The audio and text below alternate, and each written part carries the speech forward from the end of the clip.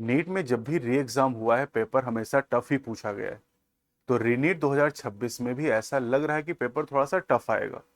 अब tough question किस तरीके के होंगे, उसके लिए हम थोड़ा सा नीट 2026 के पेपर को यहां पर एनालाइज करेंगे। नीट 2026 के पेपर में कुछ न्यूमेरिकल पूछे गए थे और सीक्वेंस टाइप के क्वेश्चन पूछे गए थे। तो उन्हीं क्वेश्चन को पहले हम लोग यहाँ पर देखते हैं, ठीक है। तो हम लोग यहाँ पर नीट लाइक प्रॉब्लम डिस्कस करने जा रहे हैं। मतलब मैं आपको नीट की तरह की जो प्रॉब्लम है एनएलपी वो यहाँ पर कराऊंगा। और यहाँ पर हम लोग AITS 6 के प्रीमियम क्वेश्चंस को डिस्कस करेंगे।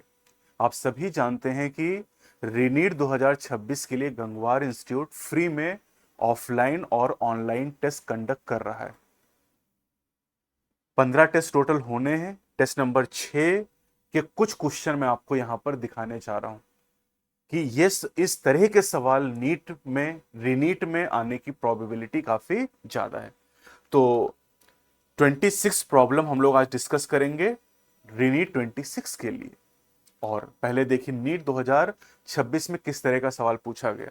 The WBC count of a persons blood sample is 8000 पर क्यूबिक या millimetre cube. How many eosinophil and lymphocyte would be in the same blood sample approximately. अब eosinophil और lymphocyte का पूछा। अब यहां पर दो स्टेप में आप क्वेश्चन कर पाएंगे। पहले तो आपको यह पता होना चाहिए कि eosinophil का नंबर कितना होता है, क्या परसेंटेज होता है। उसके बाद आप मैथमेटिक्स यूज करेंगे। तो eosinophil का जो नंबर होता है वो 2 से 3% होता है WBC में, ठीक, 2 से 3%। यानी अब 8000 अगर हमें दिया हुआ है तो हम 8000 का 2% निकाल लें। और 2% जब हम निकालेंगे तो ये आ जाएगा 160। और अगर हम 8000 का 3% निकालेंगे तो ये 3% जब निकालेंगे तो आ जाएगा 240। यानी 160 से 240 तो यूसिनोफिल हो गई, है ना। यहां पर आप अगर ऑप्शन आप देखें तो एक ही ऑप्शन में आपको 160 से 240 दिखाई दे रहा है, पहला ही ऑप्शन हो जाएगा। अब यहां पर बाकी ऑप्शन में 160 से 240 दिया नहीं तो आपको लिम्फोसाइट कैलकुलेट करने की जरूरत ही नहीं। वैसे लिम्फोसाइट जो होती है बेटा वो होती है 20 से लेकर 25%। 20 से 25%। तो अगर हम 8000 का अगर हम 20% कैलकुलेट करेंगे, है ना, 8000 का अगर हम लोग 20% कैलकुलेट करेंगे तो ये आ जाएगा करीब 1600। ये लो 1600 यहां दिया हुआ है। और 25% आप कैलकुलेट करिएगा 2000 आएगा। तो ये जो क्वेश्चन है ये दो स्टेप का क्वेश्चन, ये केवल बायोलॉजी का क्वेश्चन नहीं है। यहां पर आप मैथमेटिक्स भी यूज कर रहे हैं। बायोलॉजी में आपको पहले परसेंटेज पता होना चाहिए और फिर आपको परसेंटेज निकालना भी आना चाहिए। इस तरह के सवाल हम लोग AITS में इस समय पूछ रहे हैं। और इससे कुछ बेहतर सवाल, क्योंकि ये नीट 26 का सवाल है, रिनीट में इससे बेहतर सवाल ही पूछा जाएगा, ऐसा उम्मीद है। अब दूसरा सवाल ये देखिए, arrange the following cell layers structure around the female gamete from outer to inner side. Exam में हमेशा इस चीज को हाईलाइट करिएगा। और कोई भी सीक्वेंस आप इनर से याद भी नहीं करेंगे, सारे सीक्वेंस आउटर से ही याद करने हैं। तो इनको आपको अरेंज करना था। यहाँ 4 ऑप्शन दिए हुए हैं, ABCD को अरेंज करना था। फिर ये सवाल देखिए, arrange the following step of DNA fingerprinting in correct sequence. यहाँ पर ABCDE दिए हैं और इनको सही क्रम में अरेंज करना है। और नीट 2026 में इस तरह के काफी सवाल पूछे गए थे आपसे। तो AITS में हम इन्हीं दो कैटेगरीज को हाईलाइट कर रहे हैं। मतलब एक तो न्यूमेरिकल बेस्ड क्वेश्चन जहां पर आपको मैथमेटिक्स भी यूज करनी है, और दूसरा सीक्वेंसिंग टाइप के क्वेश्चन जहां पर टाइम लगता है। प्लस नीट 2026 में assertion reason, statement based question नहीं पूछे गए, लेकिन हम AITS में वो भी पूछ रहे हैं, और मैचिंग कॉलम टाइप के क्वेश्चन। यानी जिस तरह के क्वेश्चन नीट 2025 में आए, 26 में आए, उन सभी क्वेश्चन को हम लोग यहाँ पर AITS में पूछ रहे हैं। अब हम लोग AITS में चलते हैं। और ये AITS में मैं आपको 26 सवाल यहाँ पर कवर कराऊंगा नीट 26 के लिए। AITS टेस्ट नंबर 6 है ये टेस्ट आप गंगवार इंस्टीट्यूट के ऐप पर जाके दे सकते हैं फ्री ऑफ कॉस्ट। ऑफलाइन में फ्री ऑफ कॉस्ट दे सकते हैं। अभी 6 टेस्ट हुए हैं, 9 टेस्ट अभी भी बाकी हैं। और इनको आप देके ये पता कर सकते हैं कि भाई आपकी तैयारी किस लेवल पे चल रही है। देखिए सवाल, अब bacterial population has a doubling time of 20 minute, यानी बैक्टीरिया 20 मिनट में डबल हो जाता है। अगर एक बैक्टीरिया है तो 20 मिनट में ये डबल होके दो हो जाएंगे, दो हैं तो चार हो जाएंगे। If there are 1000 bacteria at 10 AM, what will be the population at 12 PM? Assume exponential growth। कह रहे भैया 10 बजे सुबह 1000 बैक्टीरिया था तो दोपहर में 12 बजे कितना टाइम हुआ? 2 घंटे का टाइम हुआ। 2 घंटे का मतलब हो गया 120 मिनट, 120 मिनट। और आप देख रहे हैं कि 20 मिनट में बैक्टीरिया डबल हो जा रहा है। तो यानी अगर 20 मिनट में डबल हो रहा है, 20 मिनट में एक साइकिल चल रही है, तो 120 मिनट मेरे पास टोटल टाइम दिया गया है। तो ये हो जाएगा 1/20 इंटू 120, मतलब यूनिटरी मेथड आप लगा दोगे तो ये आ जाएगा कितना? 6, यानी 6 साइकिल चलेंगे। अब अगर 1000 बैक्टीरिया और 6 बार डिवाइड हो जाए तो आप खुद ही सोचो, है ना। अगर 1000 बैक्टीरिया हैं और 6 बार डिवाइड कर दो तो 1000 से एक बार में कितने हो जाएंगे? 2000। दो बार में कितने हो जाएंगे? 4000।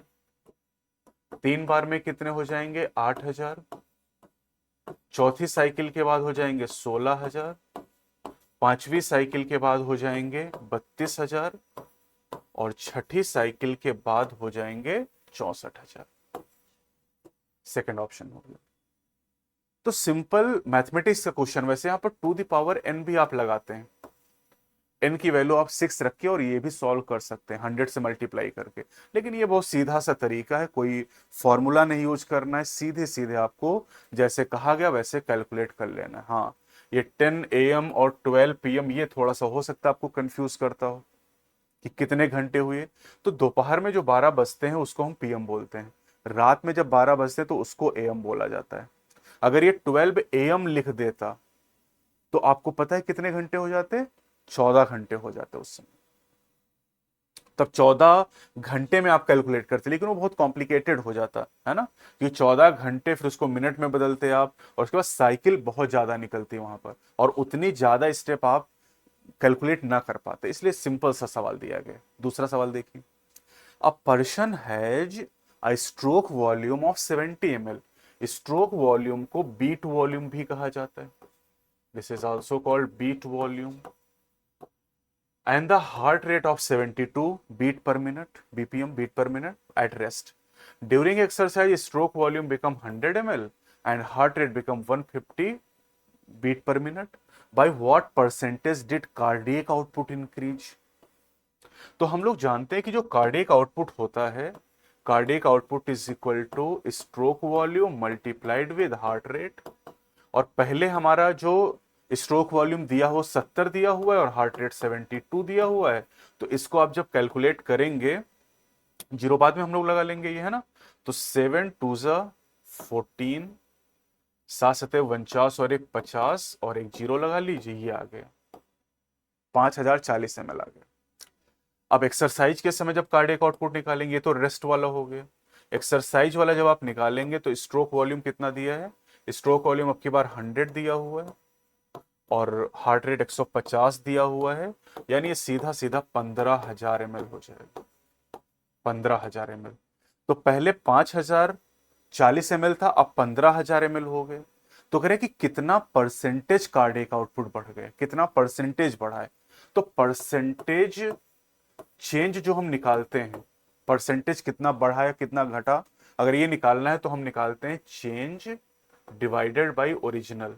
तो चेंज कितना हुआ, चेंज निकालने के लिए फाइनल माइनस इनिशियल कर ले हम लोग, फाइनल माइनस इनिशियल, और डिवाइडेड बाय ओरिजिनल जो कि था 5040। अब देखिए यहां पर ऑप्शन के हिसाब से आप कैलकुलेट करिएगा। ऑप्शन देखिए 198, 298, 398, 500, बहुत दूर दूर ऑप्शन दिए गए, बहुत क्लोज नहीं है। तो आप इसको भी अप्रोक्सीमेट में कैलकुलेट कर लीजिए। इसको 5040 या 5000 मान लीजिए, इसको 5000 मानेंगे तो 15,000 में से 5000 घटाएंगे 10,000 बचेगा, और इसको भी लगभग में आप 5000 मान लीजिए, 5000, ठीक है। तो 5000 से 10,000 मतलब ये आ जाएगा 2, और परसेंटेज अगर निकालना है तो ये 200% बढ़ गए। कितना? 200%। और 200% यहां पर सबसे नजदीक ऑप्शन 1 दिया हुआ है, यानी 198%। और ये जो डेटा आपको एक्चुअल दिया, जब आप कैलकुलेट करेंगे तो 198 ही आएगा, वो आप करके देखिएगा। लेकिन क्वेश्चन करते समय ये ऑप्शन पे जरूर ध्यान दें कि ऑप्शन किस तरीके से दिए हुए हैं। अगला सवाल देखिए, ये एक टेस्ट क्रॉस दिया हुआ है और कह रहे कि जीन अगर लिंक नहीं है तो कितने परसेंट प्रोजेनी में ये कंपोजिशन दिखाई देगा। तो आप देखो यहां पर जो आपको जीनोटाइप दिया हुआ है बेटा, इस जीनोटाइप में आप देखो 3 हेट्रोजाइगस हैं। तो आप जानते हैं गैमीट बनाने के लिए 2 into 2 into 2 गैमीट अगर बनाना नहीं जानते तो इस चैनल पे आपको वीडियो मिल जाएगी, गैमीट बनाना सीखें, तो गैमीट बनाना सीख लीजिएगा। यानी 8 तरह के गैमीट यहां पर बनेंगे, 8 टाइप के गैमीट। और इसको आप अगर देखिए तो तीनों जीन होमोजाइगस है यहां पर, यानी यहां पर केवल एक ही तरह का गैमीट बनेगा, इससे सिंगल टाइप के गैमीट का फॉर्मेशन होगा। ठीक है, यहां जो गैमीट बनेगा वो होगा small A small B small सी। यहां पर 8 तरह के गैमीट बनेंगे और 8 तरह के गैमीट में small A small B small सी जो बनेगा बेटा वो बनेगा 1/8। और ये गैमीट जब इससे फ्यूज करेगा तो बनेगा small A small A small B small B small B small C. और इसके बनने की प्रोबेबिलिटी कितनी होगी, दैट इज 1/8। और 1/8 को आप कैलकुलेट करेंगे अगर परसेंटेज में, तो ये हो जाएगा 8 एकम 8, 2, 8 दूनी 16, 8 पंचे 40, 12.5% आ जाएगा ऑप्शन, है ना। क्योंकि ये अनलिंक्ड जीन कहा है, लिंकेज अगर होगा तो उसमें अलग कंडीशन बनेंगी। और ये जो 3 जीन वाला केस है ये पॉलीजेनिक इनहेरिटेंस में भी आता है। चलिए अगला सवाल देखिए, a human somatic cell in G one है 6.6 picogram DNA. What will be the DNA content in cell at the anaphase 2 of meiosis. अब देखिए जरा, हम जानते हैं कि अगर जीवन में हमें 6.6 पिकोग्राम डीएनए दिया हुआ है तो एस फेज के दौरान डीएनए का अमाउंट डबल हो जाता है। तो एस फेज से जब हम G2 में जाएंगे तो डीएनए का अमाउंट हो जाएगा 13.2 पिकोग्राम। डबल हो गया ही, है ना, डबल हो गया ही। अब जीवन के बाद G2 के बाद हम मियोसिस 1 में जाएंगे, और मियोसिस 1 जब हो जाएगी बेटा यहां पर, G2 के बाद मियोसिस 1 से जब हम लोग निकलेंगे तो मियोसिस 1 के बाद 2 सेल बनेंगे जिन्हें डैड कहते हैं, डैड। और डैड में ये जो डीएनए का अमाउंट है ये बराबर बट जाएगा, तो ये हो जाएगा यहां 6.6 पिकोग्राम, यहां भी 6.6 पिकोग्राम। अब ये दोनों सेल मियोसिस 2 में जाएंगे, और मियोसिस 2 में जब दोनों सेल जाएंगी यहां पर तो इससे 2 सेल बनेंगे और इससे 2 सेल बनेंगे। यहां जो 6.6 पिकोग्राम ये दोनों में डिवाइड होकर 3.3 हो जाएगा, और यहां भी डिवाइड हो जाएगा 6.6, आधा आधा बढ़ जाएगा। यानी अगर ये जो 4 सेल बनी इन्हें टेट्राट कहा जाता है, टेट्राट्स। यानी अगर आपसे मियोसिस 2 के बाद पूछता कि भाई कितना कितना डीएनए, तो 3.3 पिकोग्राम होता। लेकिन आपसे एनाफेज 2 ऑफ मियोसिस पूछा। एनाफेज 2 का मतलब यह है कि अभी मियोसिस 2 पूरी नहीं हुई है। तो अगर मियोसिस 2 पूरी हो जाती तो 3.3 होता, नहीं पूरी हुई मतलब 6.6 ही रहेगा। तो ये भी बढ़िया सवाल है। एनसीईआरटी ने कहा है कि एस फेज को क्रॉस करने के बाद डीएनए का अमाउंट डबल हो जाता है लेकिन क्रोमोसोम का नंबर चेंज नहीं होता है। तो ये उसी कॉन्सेप्ट पर आधारित क्वेश्चन आपको दिया गया था AITS 6 में। अगला सवाल देखिए, अरेंज मसल कॉन्ट्रैक्शन इवेंट। अब इस तरह के सवाल भी ट्रेंडिंग है। तो देखो सबसे पहले क्या होगा, सबसे पहले होगा acetyl choline release at neuromuscular junction. जब न्यूरोमस्कुलर जंक्शन पे एसिटाइल कोलिन रिलीज हो जाएगा तो इसकी वजह से कैल्शियम जो आयन है वो सार्कोप्लाज्मिक रेटिकुलम से रिलीज होंगे और कैल्शियम ट्रोपोनिन से बाइंड कर जाएगा। ट्रोपोनिन से बाइंड करेगा तो अनमास्किंग हो जाएगी, और अनमास्किंग होगी तो myosin head bind to actin यानी क्रॉस ब्रिज बन जाएगा, और क्रॉस ब्रिज बनने के बाद सार्कोमियर शॉर्टन होगा यानी मसल कॉन्ट्रैक्शन।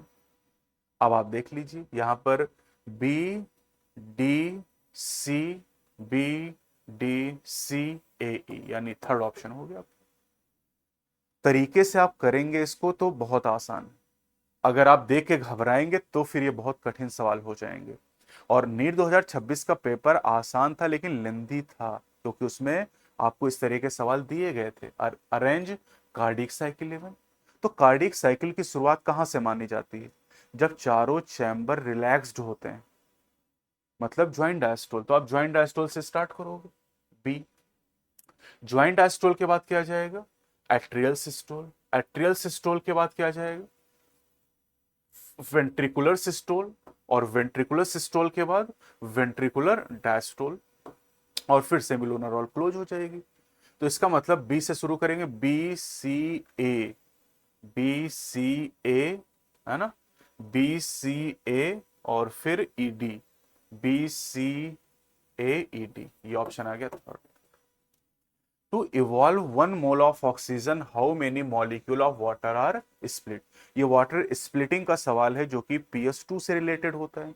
और वाटर स्प्लिटिंग जब होती है तो आप ऐसे समझिए कि अगर यहां पर एक वाटर मॉलिक्यूल स्प्लिट हो रहा है, तो एक वाटर मॉलिक्यूल के स्प्लिट होने से यहां पर फॉर्मेशन होता है, दो प्रोटॉन बनते हैं, दो proton plus half of O2।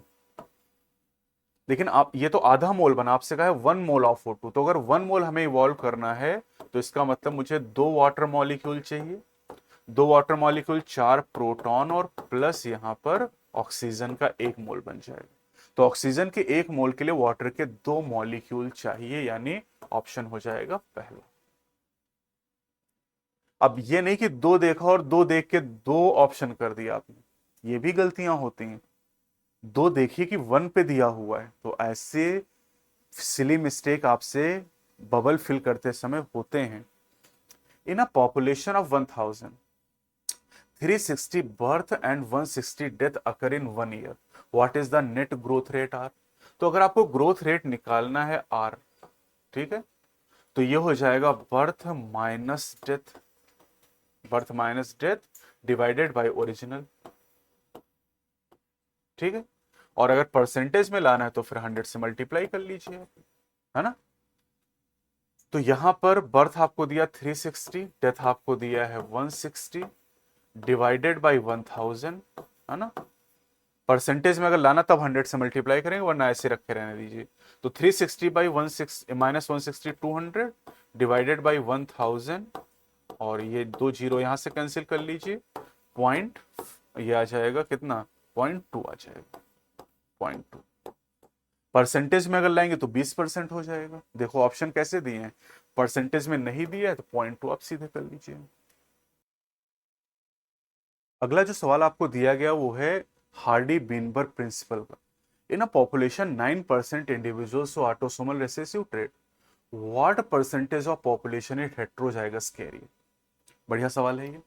देखो 9% कह रहा ऑटोसोमल रिसेसिव, तो ऑटोसोमल रिसेसिव को हम कैसे दिखाते हैं, क्यू स्क्वायर से।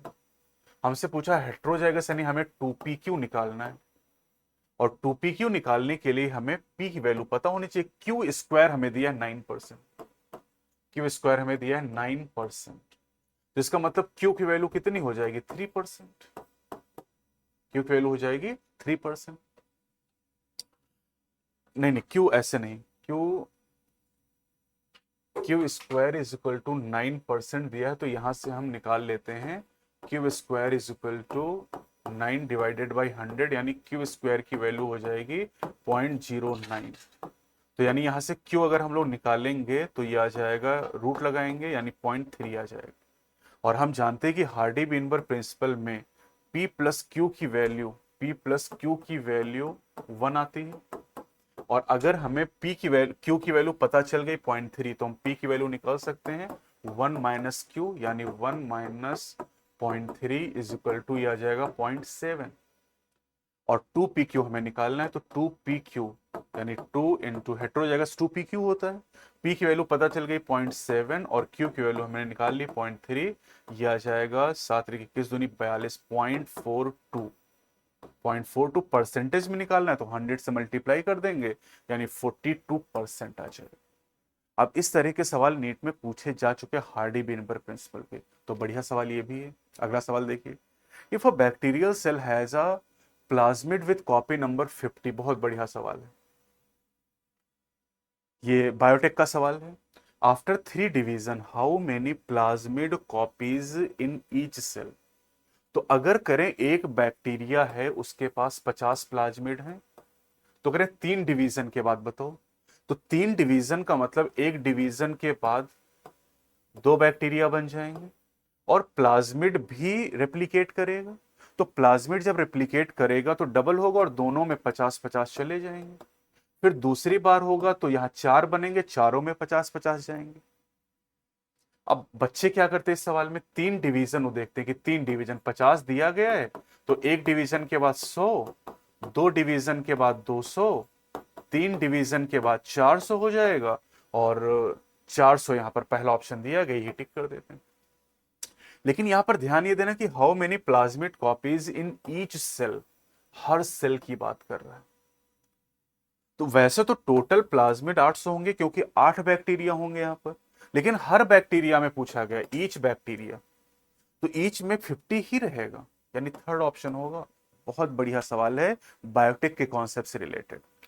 और आपको याद भी होगा कि जो कॉपी नंबर है वो, जो ओराई होता है वो कॉपी नंबर को भी कंट्रोल करता है, वहां से रेप्लिकेशन की शुरुआत भी होती है और कॉपी नंबर को यही कंट्रोल करता है। अगला सवाल देखिए, in an ecosystem, in an ecosystem GPP आपको दे रखा है, ठीक, जीपीपी आपको दिया है 12,000 joule per metre square per day and respiration by producer 8,000, what percentage of GPP is lost as respiration. Physics में ऐसे सवाल आते हैं, ये इकोसिस्टम का सवाल है। तो आपसे कह रहा है कि कितने परसेंट जीपीपी रेस्पिरेशन में लॉस हो रहा है, तो रेस्पिरेटरी लॉस कितना बताएगा, 8,000। तो परसेंटेज लॉस अगर आपको देखना है, जैसे अभी बताया था ना कि परसेंटेज इंक्रीज देखना है आपको, तो परसेंटेज लॉस अगर देखना है तो आपको रेस्पिरेटरी लॉस यहां पर और इसके बाद में जो आपको ओरिजिनल दिया हुआ है जीपीपी, तो रेस्पिरेटरी लॉस कितना है, रेस्पिरेटरी लॉस यहां पर है 8,000 और जीपीपी कितना है 12,000, और चूंकि परसेंटेज निकालना है तो 100 से मल्टीप्लाई कर दीजिए आप, 1 2 3 1 2 3, ठीक है।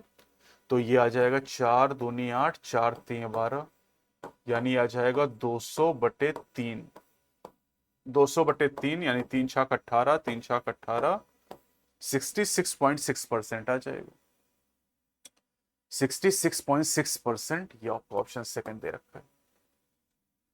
तो ये सिंपल मैथमेटिक्स का सवाल है और इस तरह के सवाल जब आप व्यू पढ़ते हैं तो वहां पर खूब इस तरह के सवाल आपसे पूछे जाते हैं। तो उसी कॉन्सेप्ट पर बेस्ड ये सवाल है, ये कोई बायोलॉजी का सवाल नहीं, ये मैथमेटिक्स का सवाल आप समझ लीजिए, इससे आपकी प्रैक्टिस अच्छी हो जाएगी। TV 500 ml, IRV 3000 ml, VC 4500, TLC 5600, what is the FRC।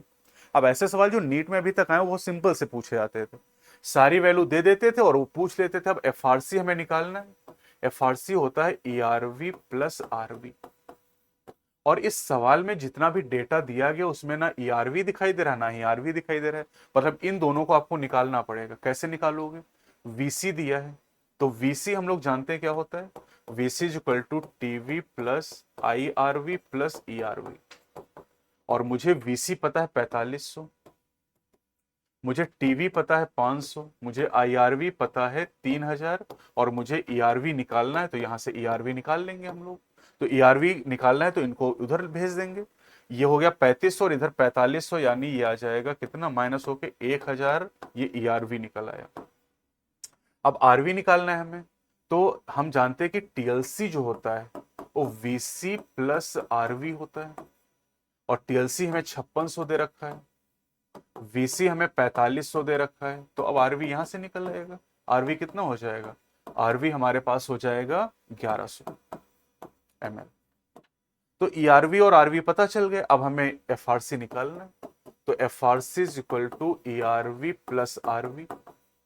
ERV कितना निकल के आया 1000 और RV निकल के आया 1100, यानी ये हो जाएगा हमारे पास कितना 2200 ml आ जाएगा।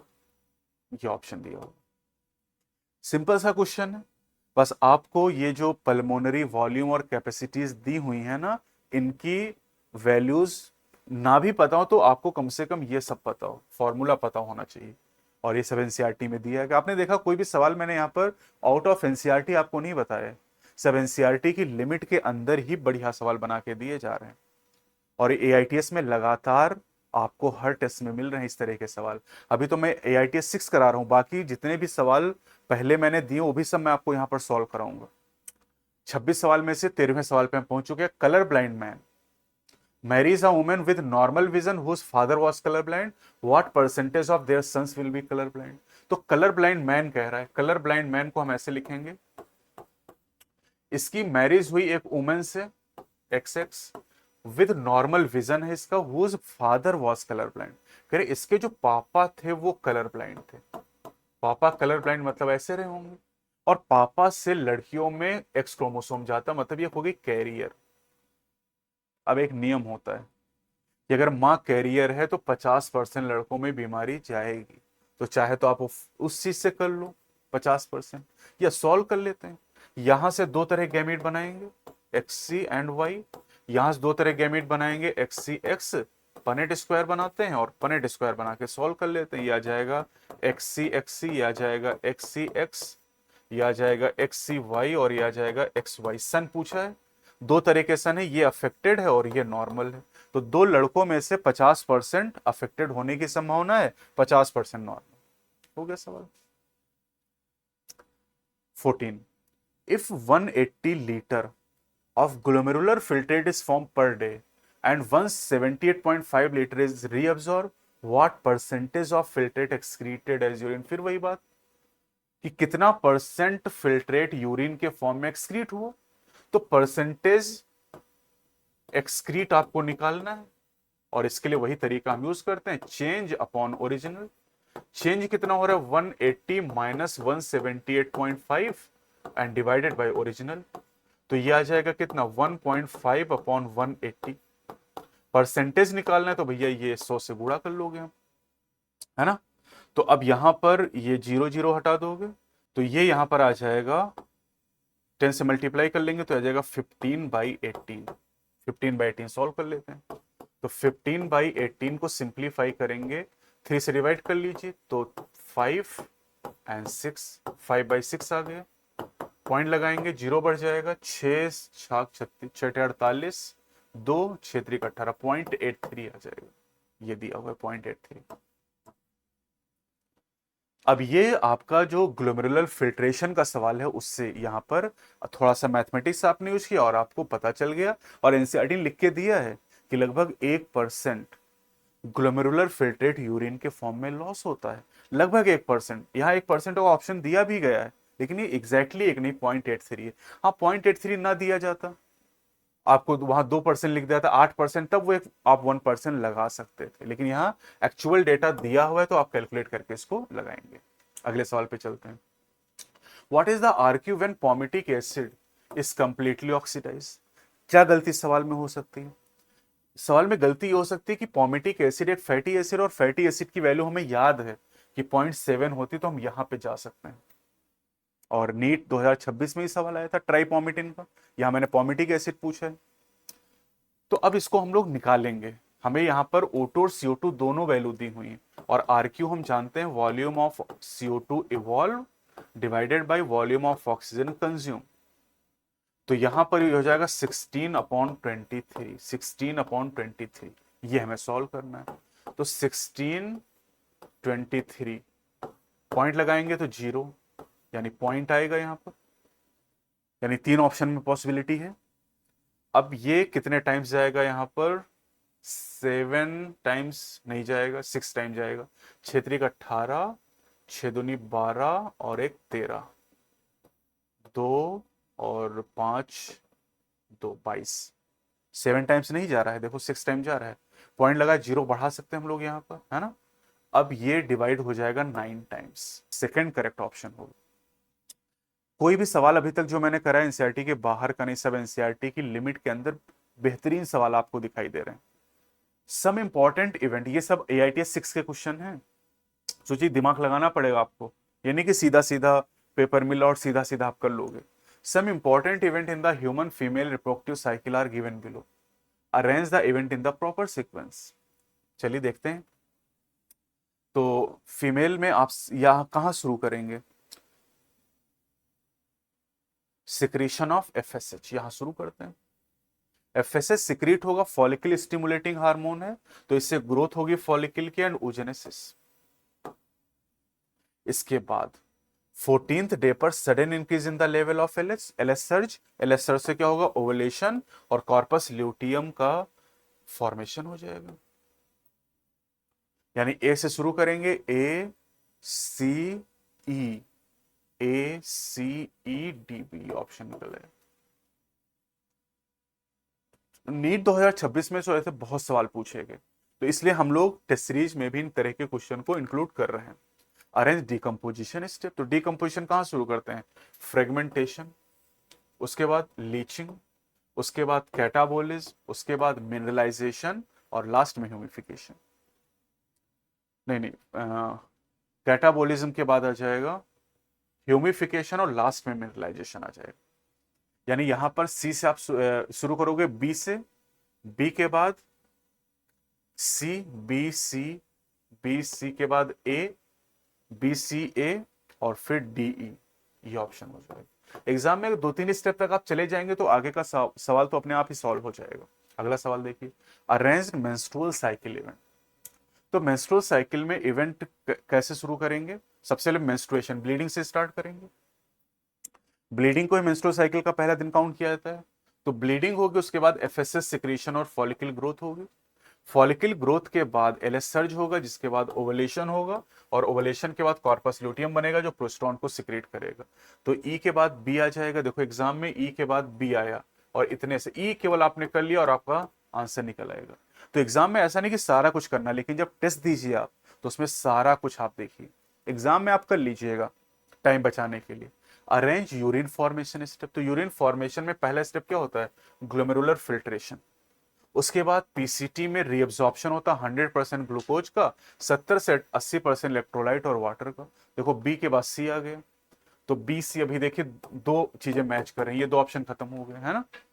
फिर पीसीटी के बाद कहां पर जाएंगे, डिसेंडिंग लिम्ब में जाएंगे, डिसेंडिंग के बाद असेंडिंग लिम्ब और लास्ट में डीसीटी और कलेक्टिंग डक्ट आ जाएगा।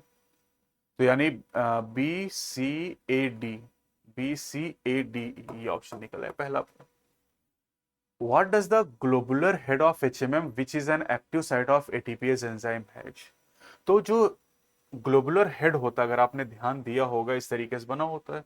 तो इस साइड पे दो साइड पाई जाती है, एक ऊपर की तरफ साइड होती है और एक साइड नीचे की तरफ पाई जाती है।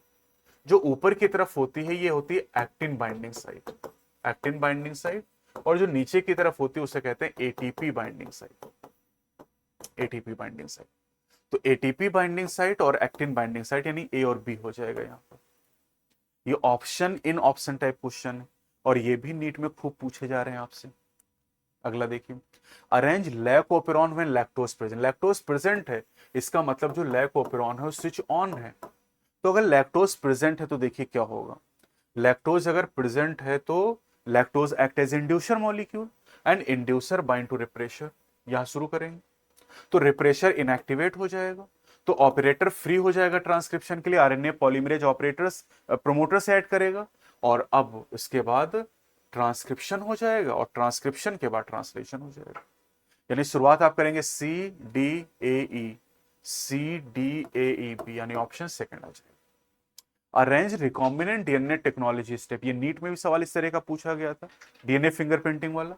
तो सबसे पहला काम क्या करता है, आइसोलेशन ऑफ डीएनए, उसके बाद cutting by Eco R one, Eco R one से कट करते हैं। कटिंग के बाद क्या करते हैं, ligation by DNA ligase, ligation के बाद इकोलाई में ट्रांसफर करते हैं, transformation and selection of recombinant. यानी B C A D E, B C A D E option number 1। Arrange Krebs cycle step, Krebs cycle में पहला मेंबर क्या होता है, ऑक्सैलोएसिटिक एसिड, जो स्टाइल को एंजाइम ए के साथ रिएक्शन करके सिट्रिक एसिड बनाता है, यानी सिट्रिक एसिड, ये वाला स्टेप शुरू करोगे। सिट्रिक के बाद आइसोसिट्रिक और अल्फा कीटोग्लूटेरिक एसिड बनता है, ये वाला स्टेप आ जाएगा। ठीक है, इसके बाद आइसोसिट्रिक अल्फा कीटो के बाद सक्सिनाइल कोएंजाइम ए का फॉर्मेशन होता है। सक्सिनाइल कोएंजाइम से सक्सिनिक एसिड और सक्सिनिक से फ्यूमेरिक, मैलिक और ऑक्सैलोएसिटिक एसिड। तो क्रेब्स साइकिल के स्टेप खत्म हो गए यहां पर।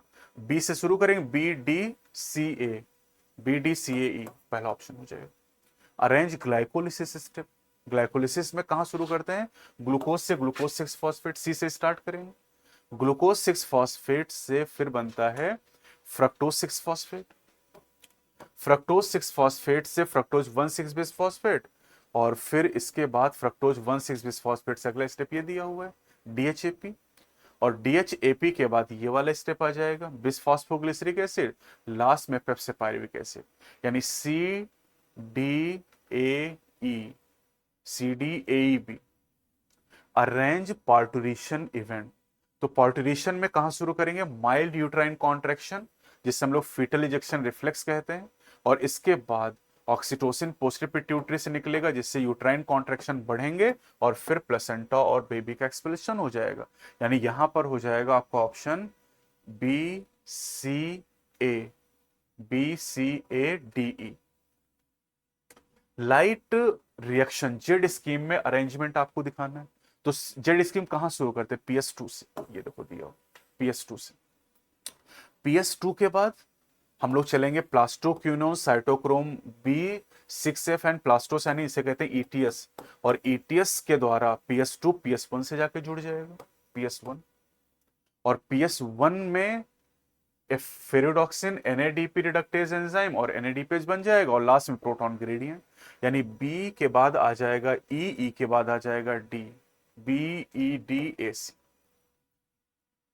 तो बच्चों ये नीट 2026 के लिए 26 प्रीमियम क्वेश्चन हो गए, जहां पर आप देख सकते हैं कि आपको वो सवाल बना के दिए गए हैं जहां नॉर्मली आपका दिमाग खुद नहीं पहुंचता है, जहां पर हो सकता है कि इस तरह के सवाल पूछे जाएं, सीक्वेंस टाइप के क्वेश्चन आ ही रहे हैं, न्यूमेरिकल आ ही रहे हैं, तो इन दो चीजों पे हम फोकस कर रहे हैं।